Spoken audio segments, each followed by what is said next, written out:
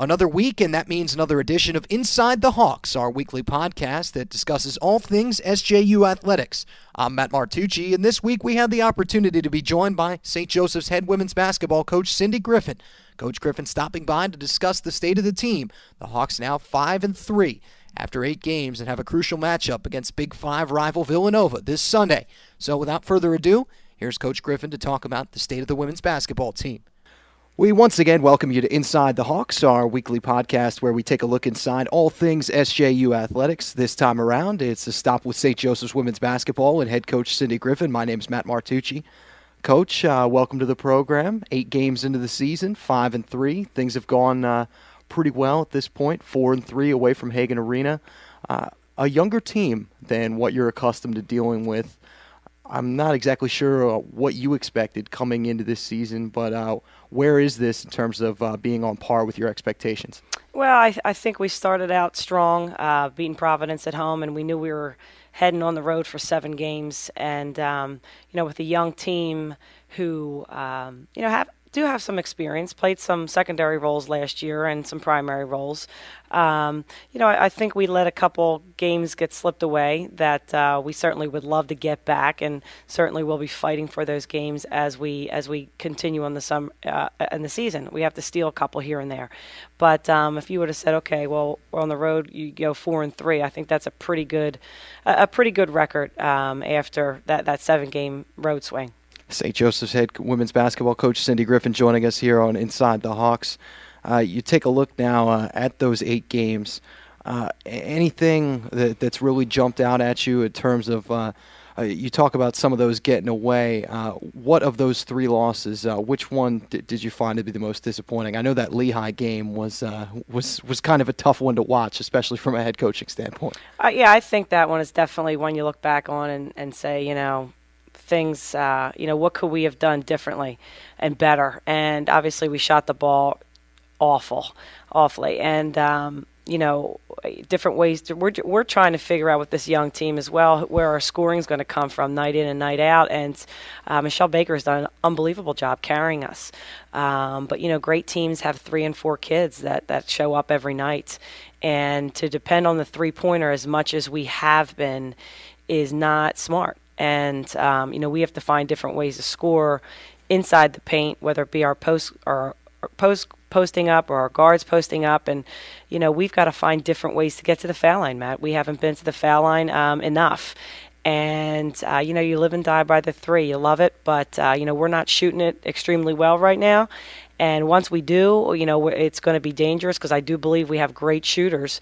But we have to make adjustments based on this specific game. And definitely Lehigh was a game that, we just didn't shoot the ball well and things didn't go our way. You mentioned your shooters, Katie Kuster being one of them. Right now, coming in as your 3rd leading scorer at a little bit under 9 points a game. I was just impressed the first game of the year seeing her at Providence just by, in my own estimation, how much better I thought she had gotten, just how much improvement there's been. What's the reason for that? And, what's her full potential at this point? Well, Katie has spent a lot of time this summer working on her game. She is a shooter by trade, so that's one of the things that she wants to be great at. You can be a great shooter. You can get in the gym and shoot the ball and shoot multiple shots, shoot thousands of shots. And she did that, and she was committed this summer to doing that. But she also is committed to scoring and being able to score in different ways. And she has to remind herself, and we have to remind her as her coaches that, she can get to the basket. People are going to be playing her tight. So she's going to be able to get to the basket and get to the free throw line. Offensive rebounds, defensive rebounds, getting out in transition. We certainly have the point guards to be able to distribute the ball, and we saw that a little bit in the Penn game last night. So, for Katie, I think it was her commitment to her game and improving this team this season. Who's been the biggest surprise when you look down your roster at this point? I would say I don't necessarily know if it's a surprise because there was certainly an opportunity for this player, but Kelly Cavallo has really done a great job on both ends of the floor. Leading us in rebounds and leading us in block shots and, being able to score and shooting over 60% from the field. We knew Kelly was capable of making layups. I know it sounds very elementary, but when it's crowded in there with 2 and 3 people, being able to put it in the basket is not easy, especially for a big kid. And she's not a great stature. She's about 6'1.5". So she's done a great job for us this year.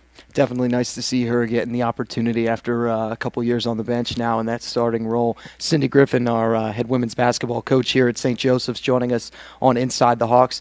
Now, I have to ask you, since I've come here at this point, I've been here it's a little over 4 years, and during my time, every year you seem to have players from Europe. I mean, do you subscribe to a recruiting service over there, or what is it? This year, it's Samira Van Grinsman and Maria Villa. Last year, Mariam, obviously, Zoya Pavlovskaya, my first year. Where do you find these kids? Well, we do subscribe to some recruiting services, and Susan, obviously, Morin, who's on our staff, is a foreign player as well. So Right. She certainly has some contacts overseas, and sometimes when you get one, you tend to get more because they know that there's a familiarity there with a foreign kid. So they're more apt to come and check it out. And sometimes we're in these battles with other schools in other leagues, perhaps in the Big East, and that we might not be able to get. So, we're going to get players where we can get players. And Samir, we got late last year, and we knew we needed to fill a void there with a 5-man, having some girth. And Samir does a great job for us defensively. It doesn't always show up in the box score, but just her presence alone, setting screens for our shooters is very, very important. So we needed to fill that void with her, and Maria's doing a great job. She's really improved from last year as far as being our, one of our first guards off the bench, and defensively she causes problems for guards. She gets a lot of deflects and steals. And, her offense is slowly starting to come along. And, you're seeing a little bit in Ilsa Godfrida, who, certainly got some more minutes the last couple games and really has been a surprise to most of our opponents. But we knew she was capable of it. It's just a matter of how quick she can, get herself accustomed to the basketball here. As a head coach, what's the biggest adjustment you see for foreign players coming over to the U.S. game? For me, at least, looking at Samira, it seems like speed of the game maybe has been the biggest adjustment, just her overall foot speed.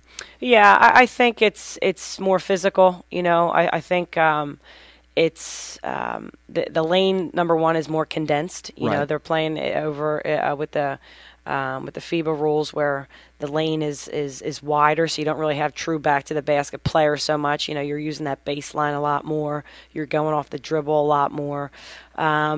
But Samira's been to junior college here the last 2 years, so she's been in the States. It's just a matter of, just getting accustomed to Division I basketball and the speed of the game and that type of thing. And Samira's gotten in good shape, and she needs to continue to work on that part of her game. Hawk head coach Cindy Griffin joining us here on Inside the Hawks. Take a look at the little 3-game stretch you have before the Christmas holiday. Villanova and then Princeton and, of course, Delaware. Everybody knows about Elena Deladon at this point and what she's been able to do down there. Talk about what you expect over the next 3 games. Obviously, a difficult stretch. Well, Matt, we're just glad to be home. So we're very excited. I can't even tell you. We haven't been home. So that's the first thing. Let's celebrate that. We're back in Philly, and we're playing in Hagen the next 2. So, but specifically, Villanova is always a good rival for us. Our kids play with these kids in high school. They play with them in summer league and against them, and it's always a rival game, and it's always a Big 5 game that's usually not.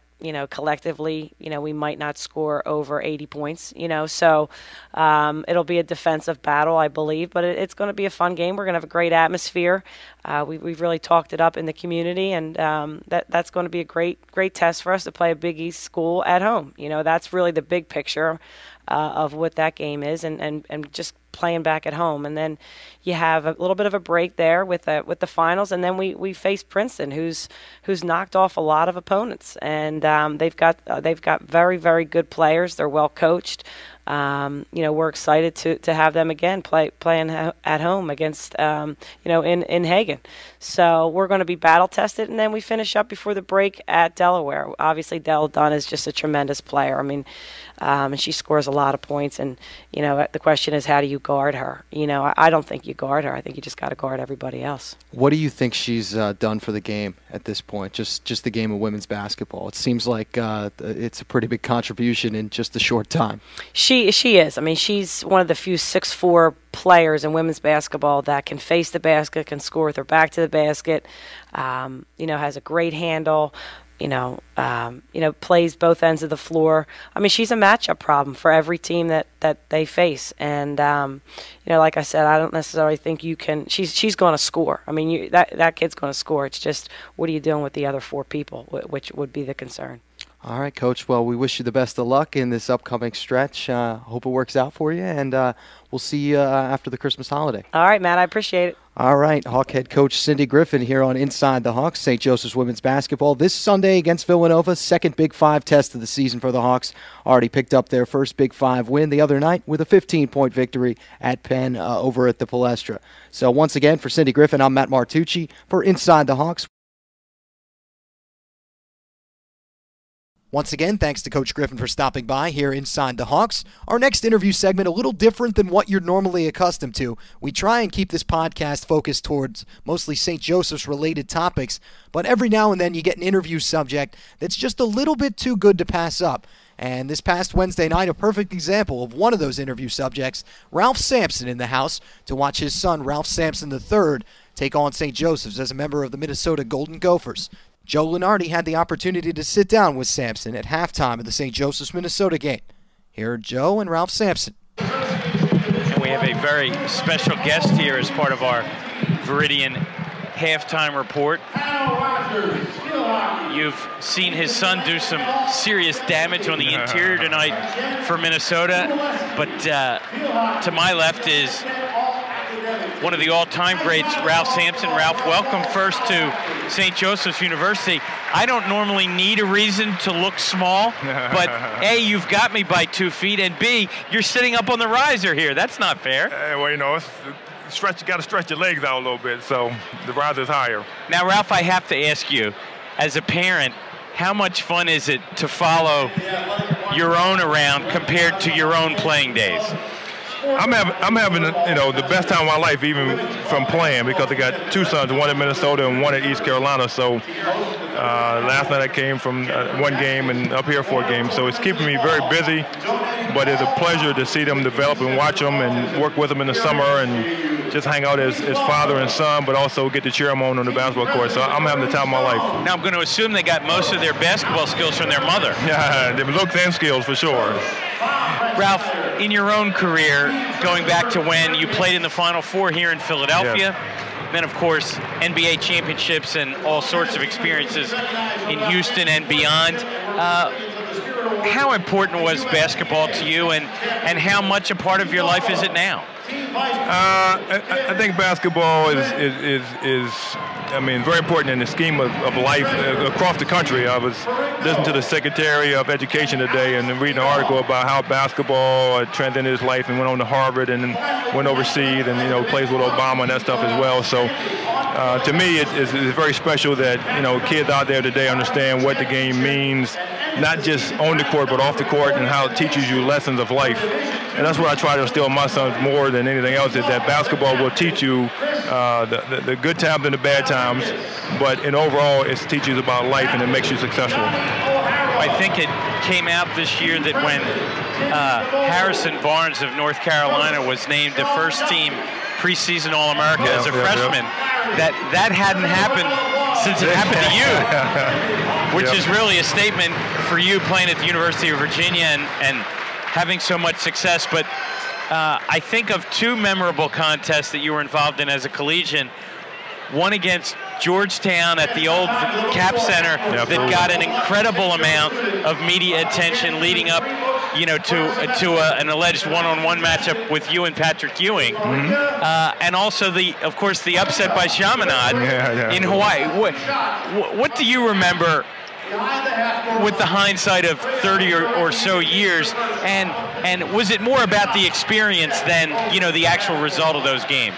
Well, looking back at the time was one of the worst losses of your life, and we had just come out of the Georgetown game, and we went over to Japan and played Houston and Team Elijah on that crew, and Louisville, and we played like 5 serious games in a row, and then we came back to Hawaii thinking that would be a cupcake walk, and a lot of guys went to the beach and got suntans and stuff like that. I had pneumonia, so anyway, a number of years ago, I was able to go back to Maui to the Maui Classic. That game, which now I understand the magnitude of that game, created the Maui Classic. Yes, it did. And now you have a classic that's 30 years old. So if it created the Maui Classic and I had to lose that way in Virginia, then so be it. At least it created something good that all teams now get to go over and at least try to play. Ralph, how close are you these days to the UVA program?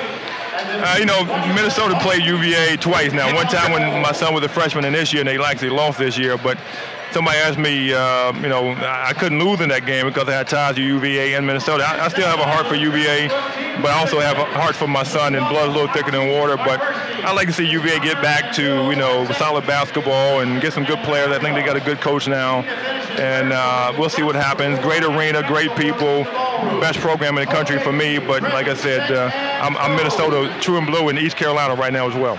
Well, Ralph, we hope young Ralph gets 30 in his next game, but no more tonight. Thanks for stopping by. Appreciate it. Thanks for the opportunity to talk to you. You got it. All right. We'll come back with more of the halftime show and talk about NovaCare. Coming up next, we'll turn the headset back over to Matt Martucci.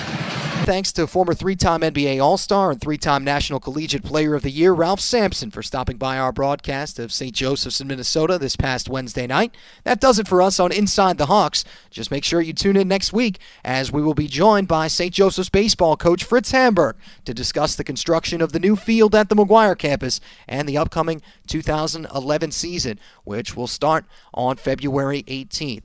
We will also have highlights for you of St. Joseph's and Creighton men's basketball.